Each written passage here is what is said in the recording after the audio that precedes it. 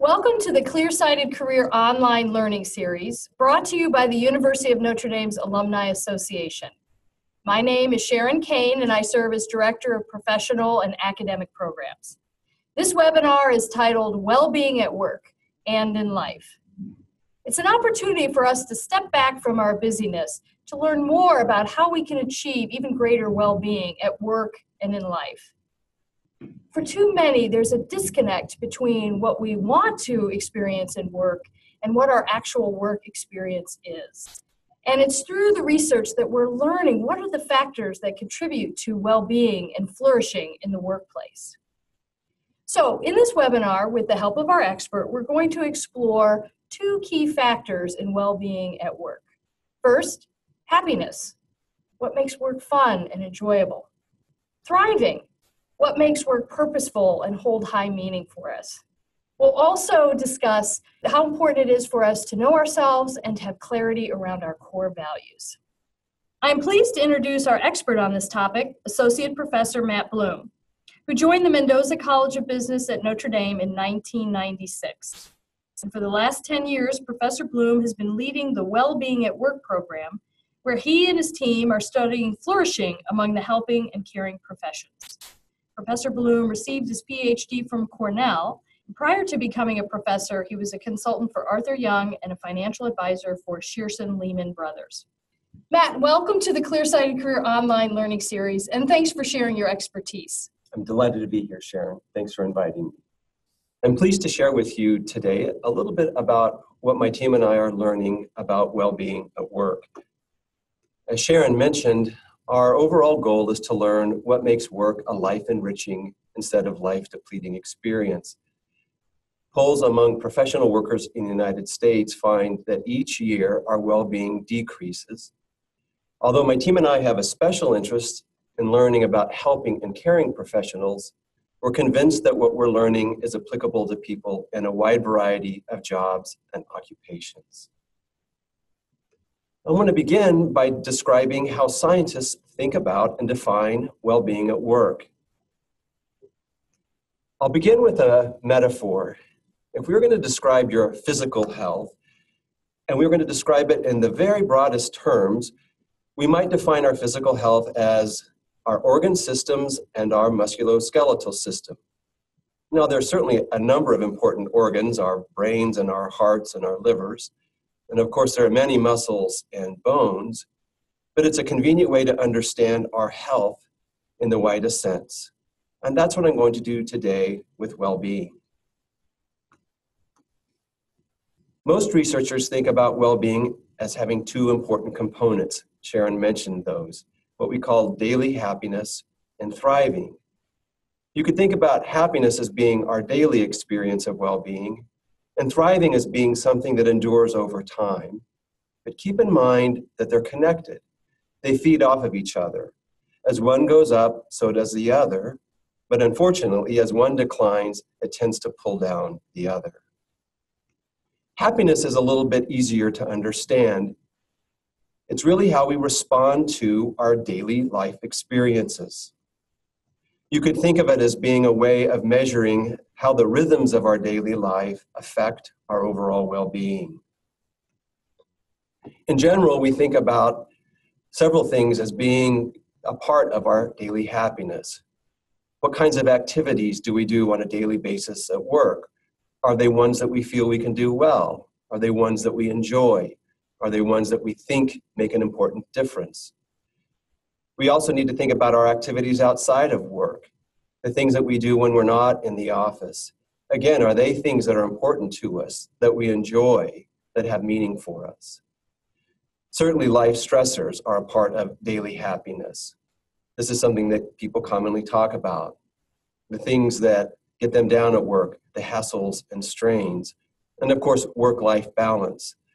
All of these are factors that contribute to our experience of daily happiness.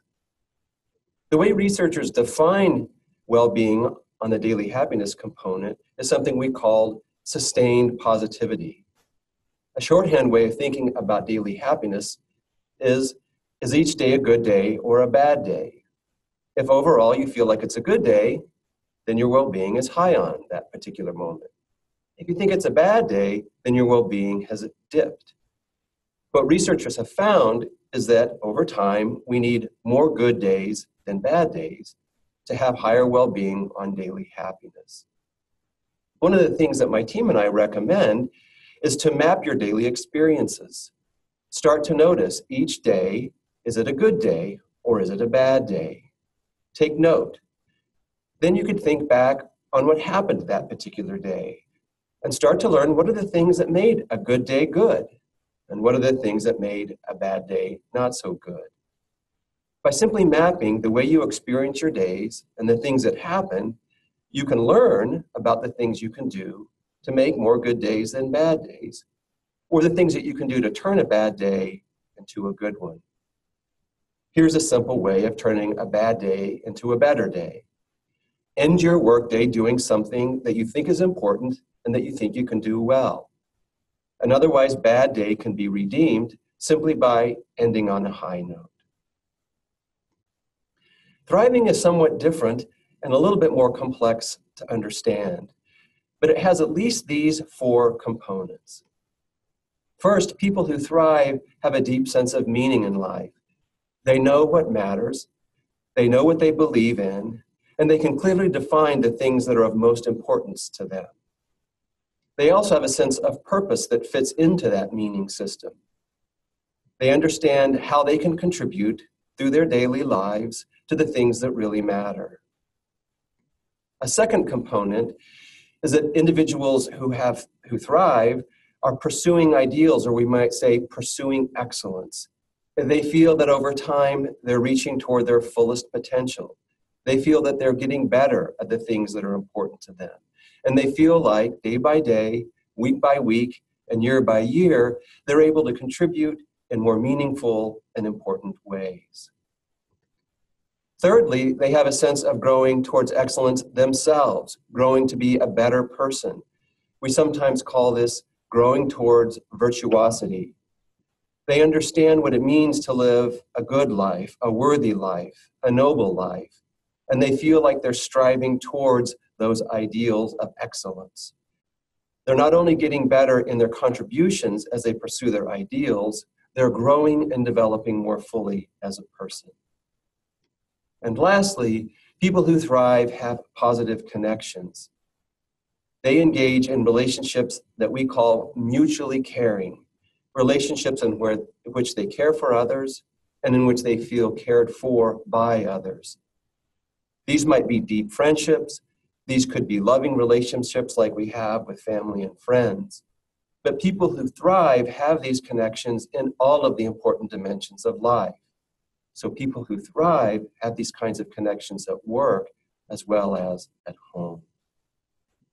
I want to share some of the things that we have learned about sustaining well-being at work.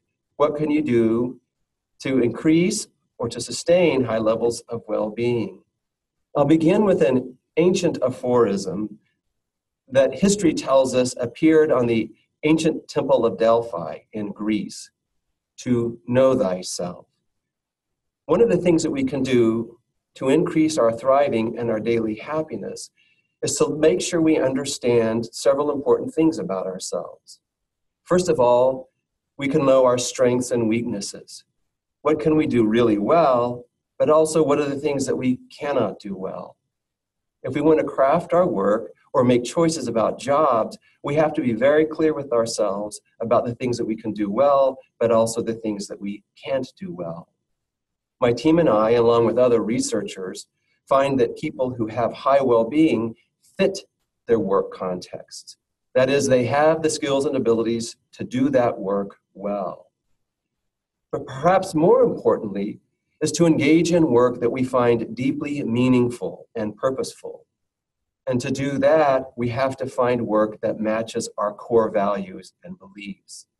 We need clarity about the things that matter most to us, the things that we value most. And when I ask students and even executives if they know their core values, most people tell me they do. But when I ask them specifically to describe those values, many people stumble. Many of us have a sense that we know what our values and beliefs are. If asked, we say, of course we do. But in this case, what matters for well-being is to have a lot of specificity, to know in detail, to be able to describe to yourself in very rich ways what are the 5 or 7 values and beliefs that are at the essence of your life. What are the values and beliefs that you want to stake your life on? What are the values and beliefs that you truly and deeply want to guide your life? When I joined Notre Dame in 1996, I was in my mid-30s. I thought I knew my core values and beliefs until a wonderful mentor asked me to be specific. Like many people, I stumbled. I simply didn't know. So I went out on a voyage of discovering my own. And one of the activities my mentor suggested is one that we recommend in our research. And in fact, we find this activity proves to be useful and helpful to many people. And we call it the most admired person exercise. It's fairly simple and straightforward. All it takes is concerted effort and a willingness to reflect deeply on what you learn. Begin by thinking about people that you admire. These are 4 of the people I admire. 2 of them are very famous, Dorothy Day and Dietrich Bonhoeffer. One of them is somewhat famous at Notre Dame, Lee Tavis. And one of them nobody but me knows about, my paternal grandfather, Glenn Lonker Bloom. The most admired person exercise asks us to think about those people we admire and write down, in as much descriptive detail as we can, what it is that we admire about those people. We need to think deeply about what those people believe in, what they do or have done with their lives, how they acted, the things that seemed important to them. Begin by describing each one of the people you admire in as much detail as you can. Try to do this for at least 6 people. If you can do it with more, that's even better. And once you've described what you admire about each person, carefully reflect on the patterns you see across those people. Whether we know it or not, we admire people because they're living out values and beliefs that are essentially important to us. This is one of the ways I discovered my values. I reflected on people like my grandfather and like Dietrich Bonhoeffer and like Dorothy Day, and I reflected on what I admired about them, and it was through that reflection that I discovered the values and beliefs that are centrally important to me. I want to invite you to think about your work using a metaphor of a theater or a musical stage. You can think about when you're engaged in your work as if you were performing on a stage. When we're at work or when we're engaging in the role we fill at work, it has a performative quality. We're doing certain things, we're thinking a certain way, we're behaving with certain patterns, we even think a certain way because we're filling a role. This is normal and natural and in fact important. We find that people have higher levels of well-being when they can be more authentic on their front stage, when they feel like they fit the role, they can perform the role well, when the role is meaningful and important to them, when the role reflects their core life values and beliefs, and when they're comfortable and when they care about the other people that are performing with them. The front stage metaphor reminds us to try to find work or to craft our work in a way that we feel more authentic. But equally important, in some ways more important, is to have a backstage, a place where you can process what happens on the front stage. This is a place to share the joys and sorrows of front stage performances. It's a place to unpack what went right and what went wrong, to think about why things went right and to think about why things went wrong. It's a place to commiserate with other front stage performers when things don't go as we wish them to. It's a place to share our stage fright and our worry, a place in which we can be comforted by people who understand what it's like to be on the front stage. So we need people in our backstage who can understand the front stage performance. Now, family and friends are certainly important supports for well-being, but nobody knows the front stage like people who perform there. In other words, we need people in the same or similar jobs, in the same or similar professions to be in our backstage. And we need people that we can be vulnerable with, people that will support us, people that will care with us. We need people that we can rehearse performance. There's been several times as a leader of my research team that I have benefited immensely from somebody that I could talk about what I wanted to do as a leader, how I wanted to behave as a leader. And in some cases, I could even rehearse the kinds of things that I was going to say. By having a great backstage, I could plan the kinds of leadership I wanted to exhibit. And then when I was the leader, I could be more authentic to the way I wanted to behave. What we find, though, is not very many people have a true backstage. If there's one thing I would recommend for you, one thing that would be an essential boost to your well-being, one thing that would sustain high levels of well-being, it's find a backstage. And lastly, of course, we need an offstage. We need a place that we can forget about the front stage, a place where we don't even give work a second thought. In this day and age in which electronic technology connects us so well, it's hard to find an offstage. Part of an offstage, for example, would be a vacation where you can really forget about work and in which you don't worry about work piling up when you come back. My team and I are concerned because few people report they have a true vacation. In fact, a recent poll showed that most Americans have an accumulation of unused vacation days, and Americans who actually do take vacation almost always take work with them. To have high well-being, we have to have a true offstage. Every day, we have to have a time to forget about work, and we have to have big chunks of time in which we can truly disconnect and detach from our work experiences. So, 3 recommendations for either rebuilding or sustaining your well-being at work. Map your daily well-being, map the highs and lows of daily life, and think about what makes the highs high and the lows low. Clarify your values and beliefs. Consider doing the most admired person exercise. And create good stages of well-being, especially a backstage and an offstage. I want to invite you to go to our website, wellbeing.nd.edu. Stay tuned. In the months ahead, we're going to offer a free opportunity for you to assess your well-being. We'll invite you to our portal where you can take a very quick assessment and get a report on your well-being. And perhaps more exciting, you'll be able to return to the portal over time to map how your well-being is changing. So I invite you to think about your well-being and to engage in activities that sustain and increase your well-being. I wish you well. Matt, thank you so much for sharing in such a concise and practical way what the research is revealing about well-being. Really appreciate that. And I just want to draw out a little bit more information on the concepts. For those people who are feeling stuck in their workplace, when you mentioned know thyself, you talked about fit with skills and abilities. They're well suited for this position, but also about our core values and beliefs, feeling that overall, I guess I would say, synergy with that. For those who are feeling stuck, what would you share with them? Sure. Well, I often say Notre Dame students have both the blessing and the curse of being so talented. And one of the reasons they get stuck in their job is that they can perform a job very, very well. They have all the skills and abilities to do it at a high level, but it just doesn't have meaning for them. So if you feel stuck, one thing to consider is whether you're in a job that you can perform well, but it just doesn't make your heart sing. And this is where clarity around your values and beliefs could be really important. If you're finding that your work has meaning and you still feel stuck, you might think about something that's called job crafting. Try to craft your days so that you spend more time on the activities that you know are meaningful and important.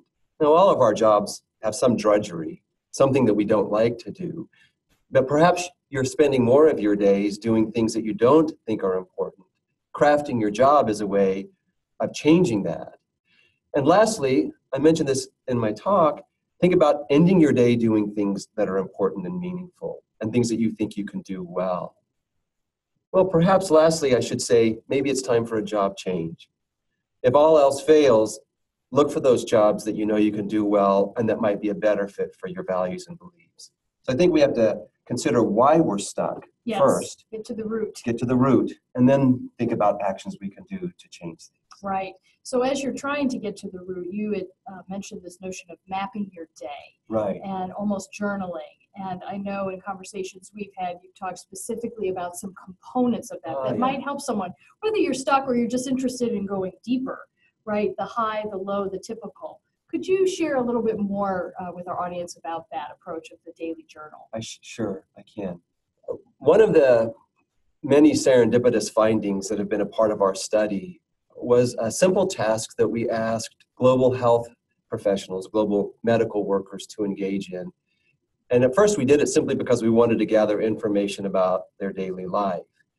It turns out that this activity was so useful to the doctors and community health workers that they wanted to continue it on their own. We asked them to map their daily experiences by just noting whether a day was a good day or a bad day. And at the end of each day, reflect very briefly on 3 questions. What was the high point for today? What was the best moment, the best experience that you had on that day? Secondly, what was the low point? What was the worst experience? What was the most negative thing that happened that day? And thirdly, what was something that was typical, something that was ordinary or usual? What they found that was by reflecting on the highs, the lows, and the typical points, that they gained deep insights into what made the good days so good and the bad days not so good. So that's a simple exercise. It doesn't take more than 5 or 10 minutes to reflect on the high, the low, and the typical point. And especially if you've mapped whether it's a good day or a bad day, you're going to learn a lot about how you can change your work. Great, thank you. I also want to revisit this notion of the front of stage, backstage, and off stage. So for most of us, we are front of stage, right? Probably 40 plus hours a week. Right. We're there all the time, and the demands and complexities that come with that. Yes. Hopefully we do have that back of stage, that ability to rehearse and be vulnerable among a trusted crew. And then the off stage, where we're actually disengaging from work, truly, so that we can renew ourselves. So for those who might be concerned about going off stage, taking that vacation, or who don't find themselves having a circle, how do you get the confidence to cultivate your back of stage resources and perhaps have the courage to take that time off? Yeah. It's a great question, Sharon, and maybe one of the most difficult but important to answer. So if you don't have a backstage, you might look for somebody in a similar job at another organization. My backstage are professors at other universities. These are people with whom I formed deep friendships. Because they're at other universities, they have a different perspective on what I'm experiencing here. There are times that, quite frankly, I feel more safe talking with them than I might appear at Notre Dame. I have wonderful colleagues, but the friendships I have with people at other universities feel better for me. So you might look for somebody outside of your work. And I think you might be surprised about how many people inside your work would like a backstage as well. What we find, in fact, what I find in my own life, is by having a backstage, I carry less of the burdens of work home with me.